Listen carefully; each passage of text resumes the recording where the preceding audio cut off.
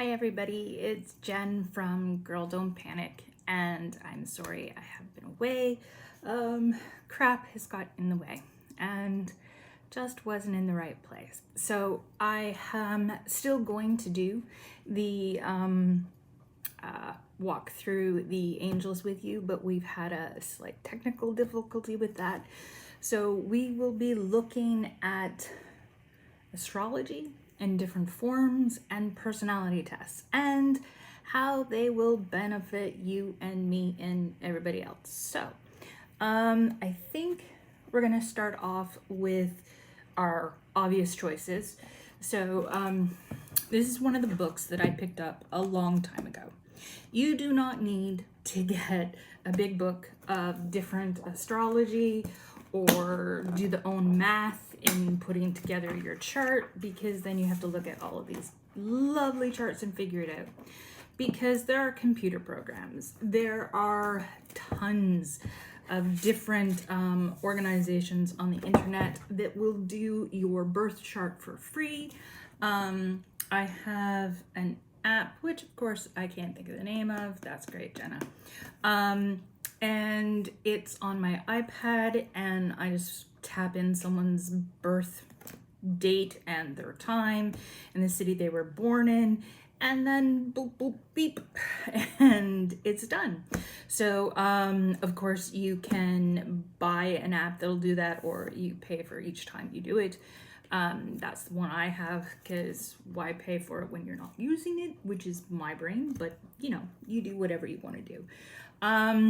So for myself, I am a Pisces, with my moon in Pisces, with Scorpio rising, and I believe I wrote all of this stuff out. I don't know if you really want to actually know the whole damn thing, but basically I'm crazy in about 5,000 different ways. So the big annoyance about my birth chart is that I have a shit ton of water. I have a bunch of air. I have a bunch of fire, but I do not have a single placement of earth. And trust me, it makes sense to me. I mean, I think that some people look at personality tests and horoscopes and stuff like that, and they say, this is bullshit. And to a certain degree it is, because when you're getting general stuff done, like if I just looked at the what's going to happen to Pisces today, that doesn't actually take into sake, well, okay, I have 4 planets in Pisces, so maybe a little bit more for me, but mostly that's just looking at your sun sign, and that's not enough. And honestly, a lot of people that do astrology are now realizing that the sun sign isn't really the best indicator of our personality or how we do things. It's more along, it's how we get along with things. So a lot of people are paying more attention to our moon sign or our rising sign. What I've actually realized is that, so where Chiron shows up, so that's your lesson you need to learn in life. That's pretty damn important. So my Chiron is in Aries. And then also, I don't know how much you know about charts, but what house they are in is almost as important, in my view, as what's in them.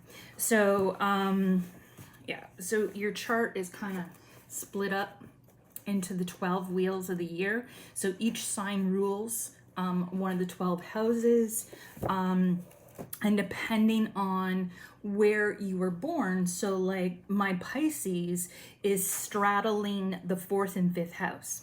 So I'm born in Pisces, but it has a different effect because I also have other planets in Pisces, and they're not in the 4th house, they're in the 5th house, because Pisces straddles that little bit. Now, there are, and I don't know what the word is, but it means it takes up the whole house, so they don't split it in, but technically, if you're being proper with your math, you're not going to have perfect like that. And of course, depending on where those planets line up, it has a different energy in the different houses. So, and then it's how they intersect. So what gets along with what, and what is being brought negatively together, who likes each other. It's a big thing. And I mean, sometimes it's extremely overwhelming. But at the same time, you know, it's been around for so long. So the Hindus used astrology in like, it's telling me like 5000 BC. Okay. Egyptians, Chinese, we'll go over the Chinese zodiac. We have the Mayan zodiac here. You got it. It's been around. And of course, at one point, astrology and astronomy were together. Okay. And now in our modern area, of course, we revere the one and we poo-poo the other. And so, and I think that it's kind of like when you're looking at destiny versus what you make of your life, right? So to me, I think we come in with specific vibrations which attract certain things to us, and then that gives us the lessons we want. But how we deal with it, that's all up to us. So how do you want to show up as a Pisces in this life? Well, that may be very different for, you know, me and, well, my sister and I are both Pisces because we're born on the same day. So Linda is also a wonderful little fish. And so it's, but actually that's a really good example. So we're both born on March 11th, but we're born 2 years apart. So her chart and my chart, other than the sun sign, are exactly like completely different. The only thing we have the same is the sun. And then what's interesting is when you get into the other things. So like our tarot cards. So you can, there's birth cards. So for each date in the year, there are two tarot, and it's always the major arcana. And they represent that day. So for me, it's the moon and the hermit. It's the same for Linda because it's the same day.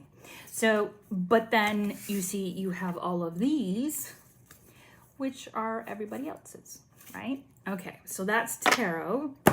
Oh, and one of the things that I found out that was really, really amazing is, of course, most people know that like all the way to Pluto, we have planets in signs, but then we also have the asteroids or the planetoids. So we have Chiron. I don't remember what the North Node is or what Midhaven is. They're a mathematical point on the chart. It's not actually something. But then we also have Pallas, we have Craze, we have Juno, and we have Vesta. So, and these things, again, have an influence. Now, what's really fun is when you start looking at these things and you can actually see your tendencies. And some of the things you're going to go, yeah, no, that doesn't work for me. And that's okay. That's the way it's supposed to work. Other things you're going to like, holy shit, did they just read my mind? Because this is exactly who I am, what I am. Okay. Now, one of the ones that a lot of people don't know is plain old cards. So it's called Cartology, and Linda and I are the Queen of Diamonds. So, and then believe it or not, all 52 cards have a card. I mean, 52 cards have birthdays associated to them. And of course, they have the different suits, and the different suits mean different things. And it's really interesting. I have not found the book my friend used, but she actually introduced me to my Queen of Diamonds at the same time she introduced me to where my moon was, which was in the Queen of Spades. And what was interesting was the Queen of Diamonds definitely sat with where I was, so helping people, doing things, but it was the moon sign that really talked about needing to help people, needing to make things better. And that was the Queen of Spades, which was really interesting for me. So again, Queen of Diamonds. So, oh, and if you want to work this out, your best friend trying to figure this out is gonna be Google, I promise. And pretty much everything, if you go to the right place, you can probably get all of these things for free. So the Mayan birth calendar, that was kind of interesting. So the way it works is we all have a different tone, okay? So our little number part. And then we have a symbol. Come on, I put cards in here for sake. Okay, and so I am, I should have looked at that before I closed it. I am a 2 energy, and that breaks up the old and makes space for the new. And then I'm also Cabion, or Caban, C-A-B-N, and that's holding the higher energy in the physical body as a conduit for the new frequencies on Earth. So it's this beautiful energy. I really, really liked it. It's very simple. So it's like you just need to know 3 things. So what is your ruling planet? What is the number frequency? And then what is the actual sign? So, and then that's it. There's no, you know, something another, no, it's 3 things and that's it. So it's very simple to know. And we're gonna put our wonderful little jokers over here. My husband thought I was absolutely insane because I kept saying I needed Winnie the Pooh, and he's looking at me going, what the hell? Because, well, I just needed the Winnie Pooh deck, right? So it's adorable. I know you can actually do tarot with Winnie the Pooh, or well, not really Winnie the Pooh, but with normal playing cards, but yeah, I don't know enough. And so this is Celtic Astrology. Now I have 2 books on it, and I actually have cards on it. So like this is the ash tree, which again is both my sister. It's actually my sister, myself, and my husband in this particular case. So but what I like about this book, and I know I put a card in you. Ha! There it is. So we are the ash tree.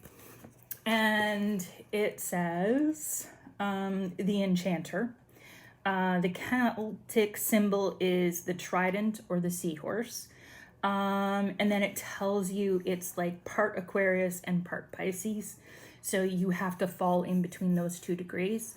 Your ruling planet is Neptune. Ancient gods associated are Oceanus, Poseidon, Celtic are Lear and Moana. Or I'm saying that wrong. Menon. Yeah, Menon. So it goes through, gives you all kinds of wonderful things. It then talks about the different decans, which is the different chunks of it. And it's lovely. And then I have this cute little teeny pick-up book that again, there's ash tree. And it says, that's its little, so if we were looking at the Ogham, that is the symbol of it. I probably have better versions somewhere, but not really. And it talks about coral, and it talks about bright green, and it's a very, very simple introduction to the concept of Celtic astrology. As I said, I have an entire deck, which takes you through the whole Ogham. And it is extremely amazing. One of these days we'll use it for a tarot. And because of course you can really help predict things, because of course they give you times, because everything corresponds to a time of year. So it's pretty amazing. What else? Chinese astrology. So the Chinese astrology works, whole year is dedicated to each animal. There's 12 animals, and they go round and round and round. And I am a rabbit. So basically, even though I'm a rabbit, in Chinese astrology, it's basically the equivalent of a Pisces. So, yeah. And one of the other things, I'm not sure if people would be interested or not, but on a lot of these books or websites, it also tells you other people that are famous that have the same sign. But remember, of course, your sign is not necessarily everything that you have in common with that person. Okay. Numerology, my life path is a number 9. So you take and you break down your birthday and you add it up till you only get one number that is 9 or down. Okay. So between 9 and 1. And that tells you what energy you have to bring into the world. So it's really interesting. It's kind of helpful. I find it fascinating and intriguing. And if it's not your cup of tea, it's perfectly fine. I looked for something, but I do not have like cards or a book just set for native astrology. But I know I'm a wolf, so I just picked it out of the animal power cards.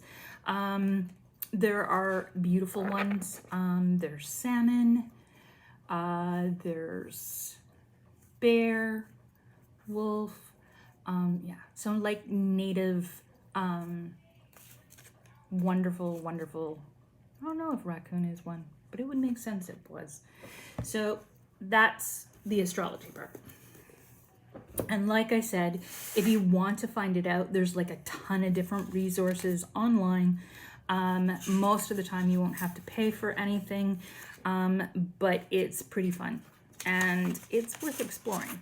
So not that I really think that these personality tests that we're going to talk about next are in the same line as astrology, but some people might argue that they might be a little bit less accurate than astrology, even though they use psychology, not just, woohoo. Anyhow, one of the most famous, I really need to stop saying and I'm so sorry. Anyhow, personality test is the Myers-Briggs type indicator.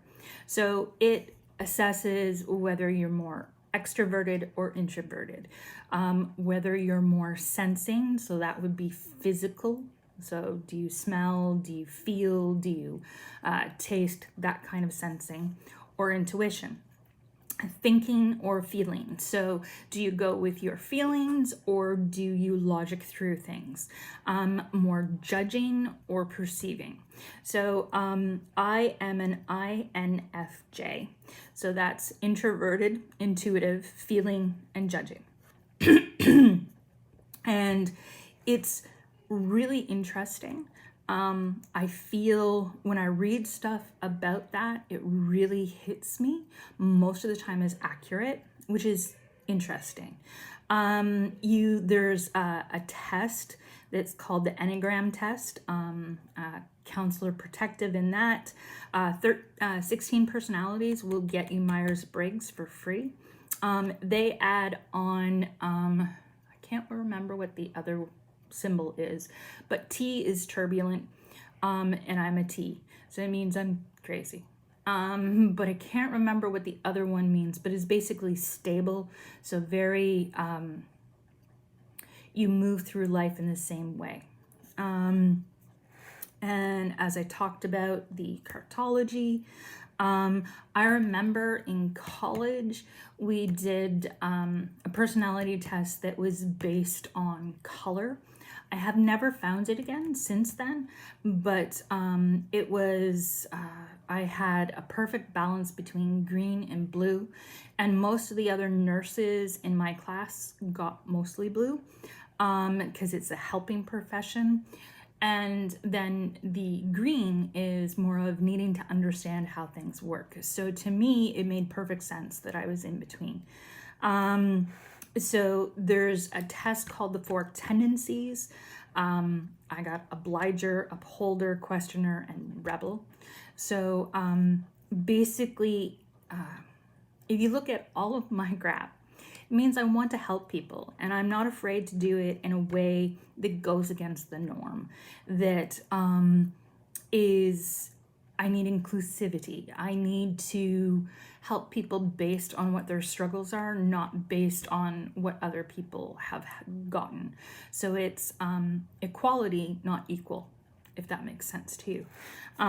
There's VIA, character strengths, and it talks about what are the things that you try to achieve or you're most attracted by. Wisdom, knowledge, creativity, openness, love of learning. And then I also put, there's an intrinsic archetype. And this was really interesting to me because it was a business concept. So it was working with what you're trying to establish in your business to make sure that it actually lines up with who you are. And we had advocate and sage, which again works perfectly with what we're trying to do, which is educate people and help people and help people to learn things and stand up for themselves so they don't get pushed over and ran over by our society or other people in our society. Trying to see if there was anything else I wanted to talk to you about. I don't think so. I think we're good. So we are at 21 minutes. So since I think we're going to do these wonderful little animal cards. So we'll leave off with a slight reading. So what do we need to know to help us to use this information to our highest good?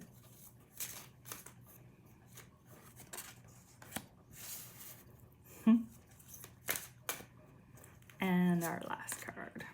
Okay, lovely. And so we have the salmon first off. And it says determination. You know where you are going and you will get there. So it's helping to identify where it is that you want to go. The eagle is all about spirit and trusting yourself and trusting in the messages that you get from spirit. Our last card is Pathfinder in deer. And this is trust your instincts to guide you through the situation. So if you think about it, what we basically just looked at was a whole bunch of different ways to figure out how it is that we're communicating with the world, with ourselves, how we're determining what our strengths are so we can step into our highest good, and then what path to take. So that's pretty awesome. And I hope that this entertained you. And if you want to look it up, have some fun and let me know. So if you like this video, please like and share. And don't forget to subscribe. Take care. Lots of love.